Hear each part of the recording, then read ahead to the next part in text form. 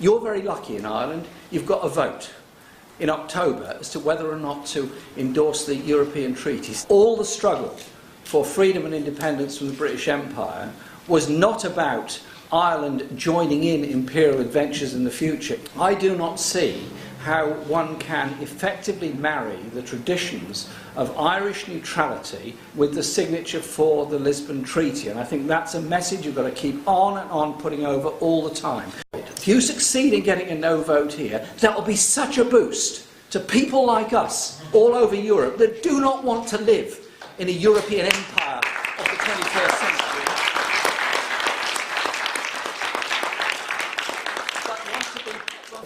Now, I'm pleased you're having a referendum. I wish we were having a referendum in Britain. I obviously hope and believe that the Irish people will vote no in October. But don't scrap your posters, don't recycle them, because you're going to need them for a third referendum. Because I've just got a feeling they're going to keep on voting until they get the answer they want. I remember that day, just like Thomas, when the last Irish referendum result came through in the British Parliament, ministers started saying, we're going to have to look again at this. Hang on, what business of the British Parliament is it how the Irish people decide to vote? Yeah? And under the terms of the Lisbon Treaty, Europe will become subservient to the wishes of NATO and the aims of NATO. We are creating for ourselves here one massive great Frankenstein, which will damage all of us in the long run. What it does is creates this military machine, this military Frankenstein, which will be so damaging to all of us. I was just doing a LBC phone-in about the role of trade unions in society. What was interesting was that bar one, and that was a text message, all the calls were essentially pro-union and pro the rights of unions to defend people. And Daniel mentioned the Nobel Peace Prize. Just relax. The Nobel Peace Prize awarding committee have a great sense of humour. How can you not give a Nobel Peace Prize to Henry Kissinger, then one to Barack Obama, who then uses the acceptance speech to call for a renewed war in Afghanistan? I mean, just have a sense of humour about it. It really doesn't matter, and the European Union has been rewarded for setting up an army and an aggressive military foreign policy. So it's obvious, you know. Don't worry about it. I'm concerned about the way the European Union is increasingly operating like a free market across Europe, tearing up the social chapter, damaging working class and workers' interests across Europe, hiding tax evasion in Luxembourg and other places, and secretly negotiating a transatlantic... Can I finish? Yeah. Secretly negotiating a transatlantic trade and investment partnership. I think we as a party need to be making strong demands of defending and expanding the social chapter, defending and expanding workers' rights across Europe, and chasing down these approved tax havens that exist by the European Union all across Europe, and asking some serious questions about the way they've treated the people of Greece and other countries by their imposition of austerity measures on them. Yeah. Okay.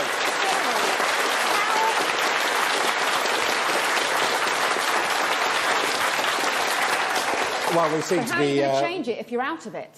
And the people who are undermining the social chapter is the Tories being dragged to the right by their own backbenchers. This is why the point I'm making is that Britain ought to be defending those social gains. We, as the Labour Party, should be making demands on this, rather than leaving it to Cameron to go away and tear up the social chapter and tear up an awful lot of environmental protection and other issues, and also the way in which TTIP is being negotiated. I think we want a social Europe, a Europe of solidarity. What we're in danger of getting with Cameron's negotiations is a Europe of free market and very little social protection for anybody all across the continent. And I'll tell you what can defeat us. It's not them, it's us. They, the world's bankers, International Monetary Fund, European Union, they are utterly united in what they want. Utterly united in deflation, suppressing the economy and creating unemployment. Utterly united in that.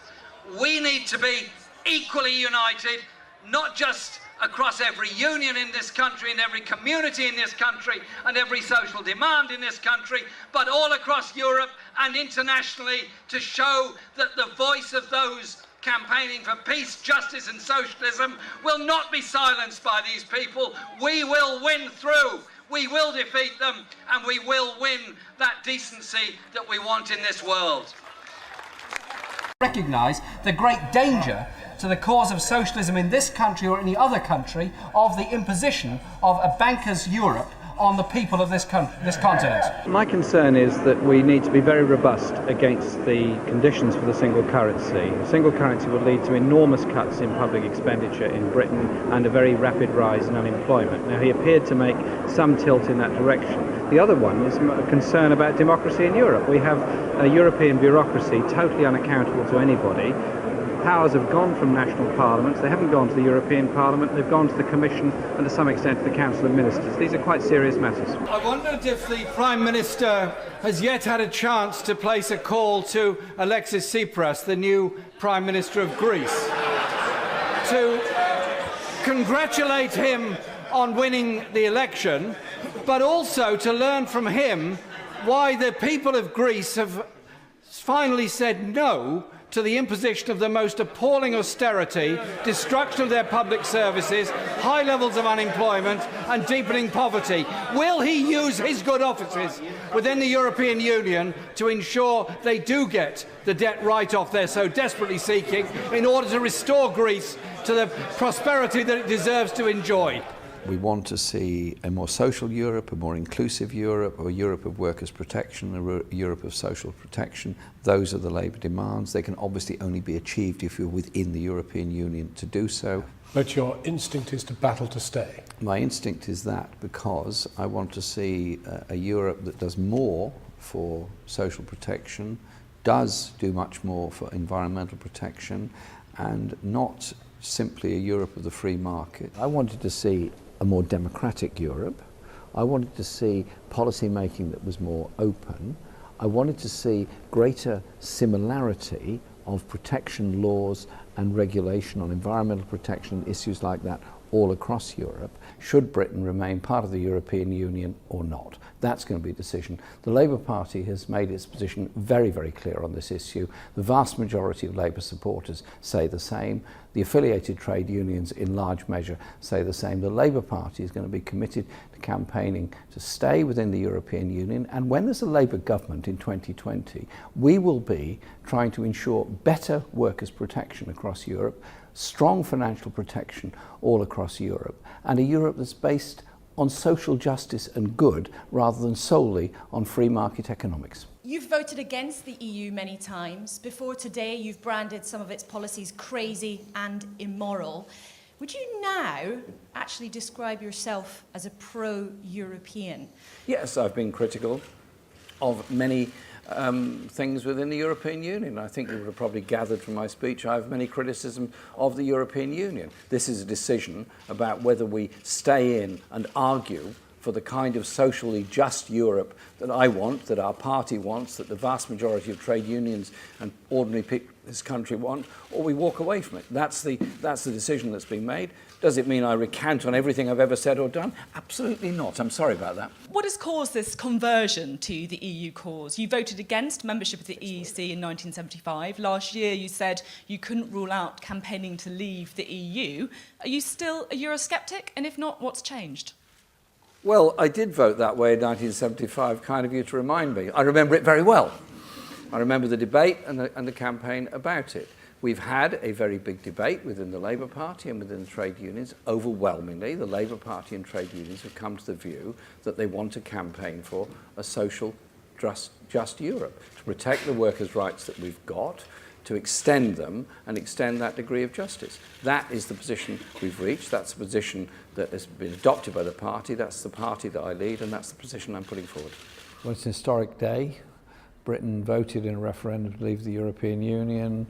Parliament voted to trigger Article 50, and the Prime Minister has set out the start of that process today, and we had her statement this afternoon and my response to it. Historic day. Do you feel like it's a sad day? Well, it's a day that we've got to move on from because it's going to happen.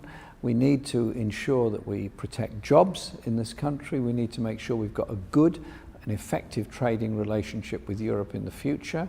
And we need, above all, immediately to bring certainty to British people living in Europe and European nationals that are living in Britain that their future is secure. Because after all, many thousands of them work in our National Health Service, for example, and help to keep us well. You want to be Prime Minister, making the big calls.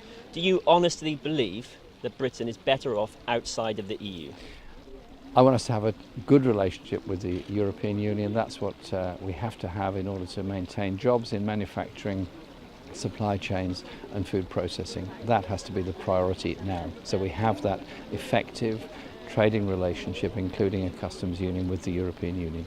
I've been told I can only ask you one question, so I would very much like you to answer it. Do you honestly believe that Britain will be better off outside of the EU? We are negotiating a future for Britain in relationship to the EU, which maintains that trading relationship. That's what we have to do. You would be the Prime Minister delivering Brexit. Do you in all honesty think that we would be better off outside of the EU than in it? The Prime Minister delivering Brexit, if it's us, will be ensuring that Brexit does not damage living standards but gives us opportunities to trade elsewhere also. You had Jeremy Corbyn and some of us who were saying the EU is a cartel of big business. It's a pretty awful set of institutions, but we're better off staying in and fighting to change it from within in association and collaboration with our comrades, progressives across Europe. That's a sophisticated argument. And you are being accused of not being fully behind the bureaucracy of Brussels, of Barnier, of Merkel, of Hollande. How do you feel being accused of being sophisticated? It's a low blow. It really is. It's a low blow. But you know, I cope. What we were arguing for was remain and reform. There are very strong social arguments for the EU. Very strong arguments on Workers' Rights Directive, on Charter of Fundamental Rights, on its connection with the European Court of Human Rights, environmental protections, consumer protections. Absolutely very strong arguments for all of that, and I would never want to walk away from those. There are also criticisms of the EU on its competition policy. I want our mail system to be in public ownership. There is a competition directive, and there's arguments around that. There are arguments around the competition element within some EU policies, which I think have to be challenged. And so what I was saying was, one is remain in the EU, but we would be a force in the EU for reform of it.